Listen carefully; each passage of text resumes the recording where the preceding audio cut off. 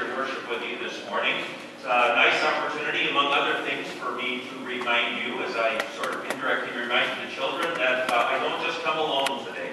I come bringing greetings from a whole lot of brothers and sisters, some 100,000 baptized saints that worship in the congregations in Cook, King, DuPage, and Lake County that make up this metropolitan Chicago synod of ours, as we take our place among the 4 million baptized saints in the 65 synods of the Evangelical Lutheran Church in America, taking our place among the 8 million baptized saints of the Lutheran World Federation, taking our place among the saints of every time and every place, which is still the number too great to number.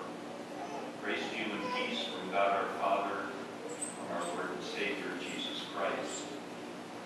It's so nice to be back out here on the shall we say, the western front of the Metropolitan Chicago Synod, a part of the Synod that I think generally would still be called the Fox Valley, a place that was home to me for many years when I was serving a few miles downstream on the west side of Aurora.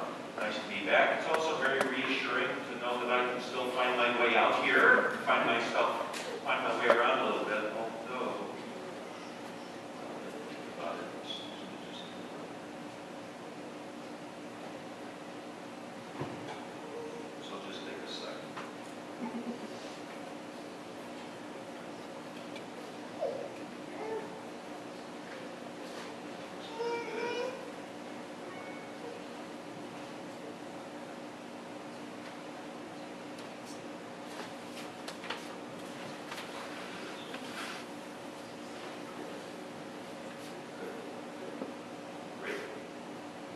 Google Maps. Sorry, I know it's a little bit rude, but a little later this morning I'm going to be meeting with your church council, and I figured that if it doesn't go well, it would be wise to pre-program a quick escape route a little bit later. I don't know about all of the rest of you. For those of you who are younger, this is like second nature, but I resisted these things for a very long time. It just sort of took all of the fun, all of the adventure out of discovering as I went where it was that I was going. I've always been one of those Moses types, you know, who's willing to wander around in the desert for 40 years because I won't stop for directions. But I don't really usually need outside directions. I mean, this is home. I've lived in the area of metropolitan Chicago all of my life. I've worked here all of my life. It's home, it's family, it's community, it's history. I know my way around here, so who needs to have some disembodied robotic coach telling me where to go or telling me how to get there? Still, I finally gave in. I discovered to my surprise that it was a little reassuring to know that if I was running late or if my memory was a little fuzzy on the details, that there would be that voice, that dependable voice of authority to give me an efficient and completely reliable entry onto the distant shore that was waiting there to welcome me. But I have to admit, I don't quite have the hang of it yet. A few weeks ago, I was on my way to an appointment at Redeemer Lutheran Church in Hinsdale, Illinois. Now, this really isn't a problem. I've been to this church many times, and I certainly know my way around Hinsdale. But I just decided, just for safety, to program it into my little machine, to type Redeemer Lutheran into the direction finder.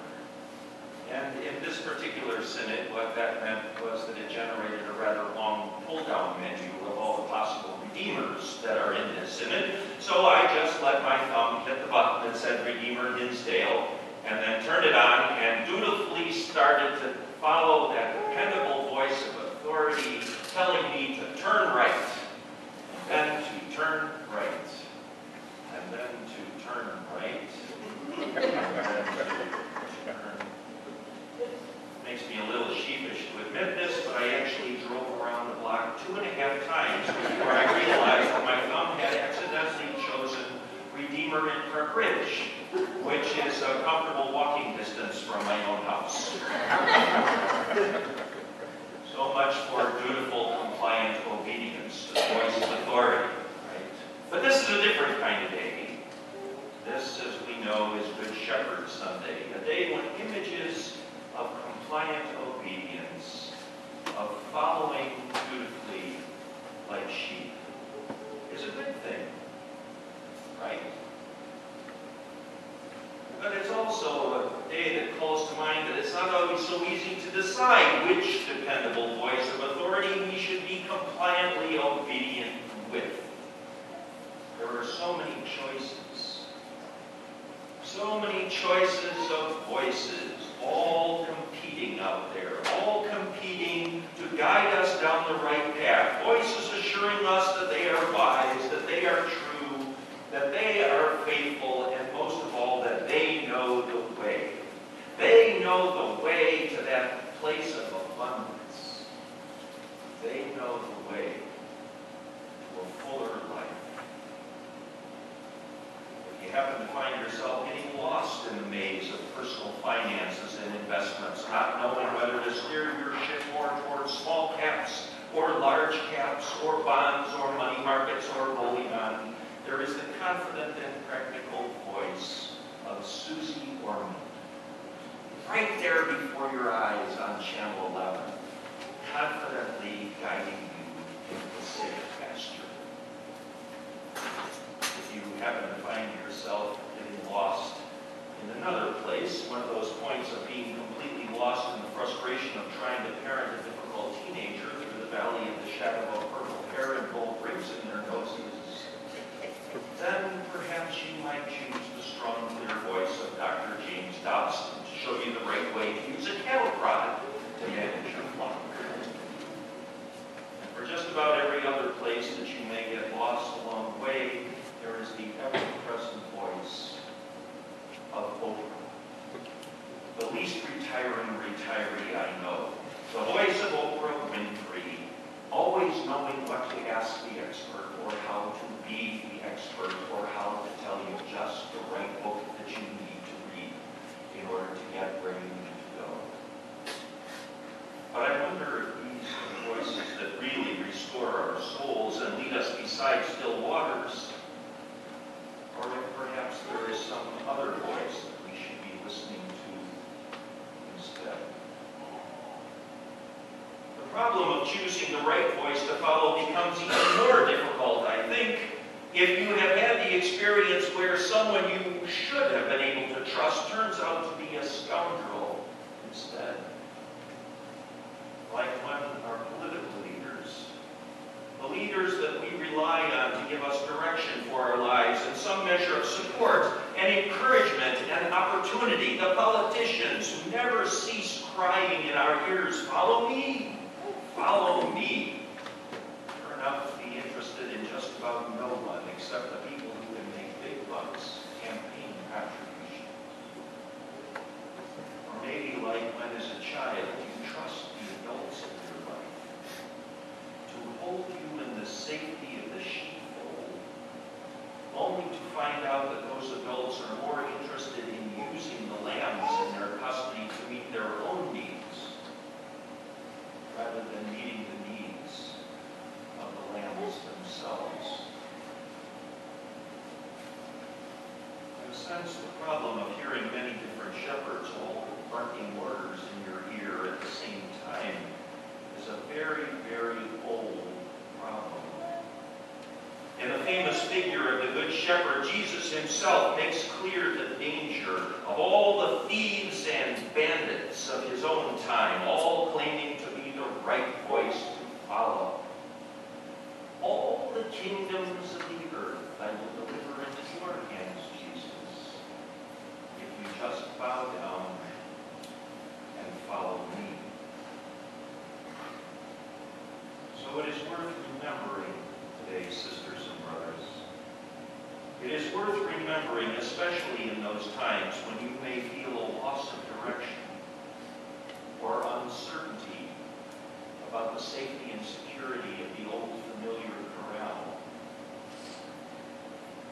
It's important to remember at those times when, despite your best efforts to launch off in a new direction, you still wake up and find that you've been driving in circle after circle after circle and ending up not more than a short walk from where you began. It's important to remember as you struggle to sort through the cacophony of competing voices in your life and in your world, all claiming to be able to lead you to the abundant life. It is important to remember that finding the way to the place you are going begins for you in the same way that it began for those original disciples so long ago, which is to learn to recognize the shepherd's voice. And that means prayer. Every day. And I'm not just talking about long talking prayers where you make laundry lists of all the things that you want God to do for you.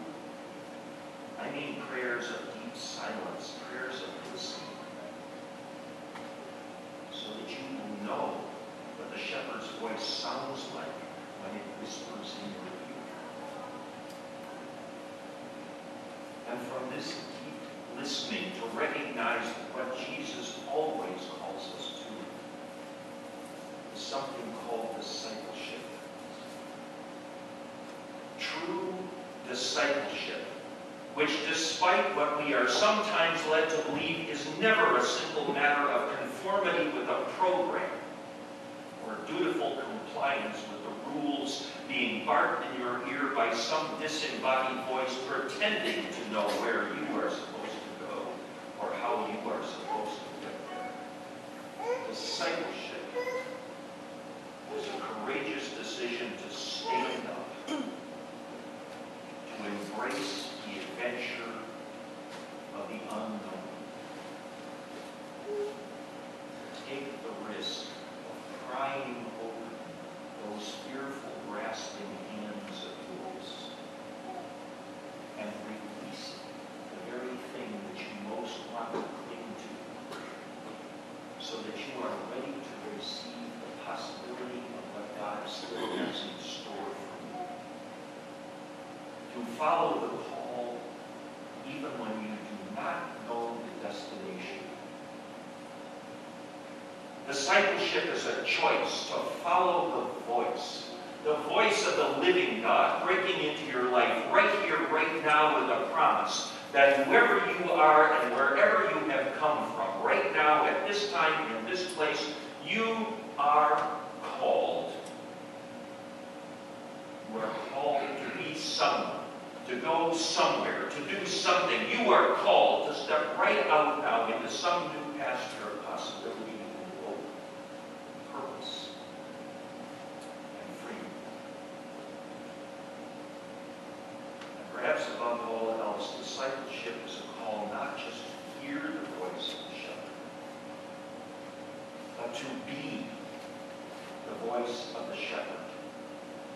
Moving courageously into your relationships and into your community, into your places of work and into your places of play, into the many and various sheepfolds of your life, offering to others that same promise of possibility and hope, purpose and freedom that you yourself have received. Because it is by your commitment to be shepherds in his likeness.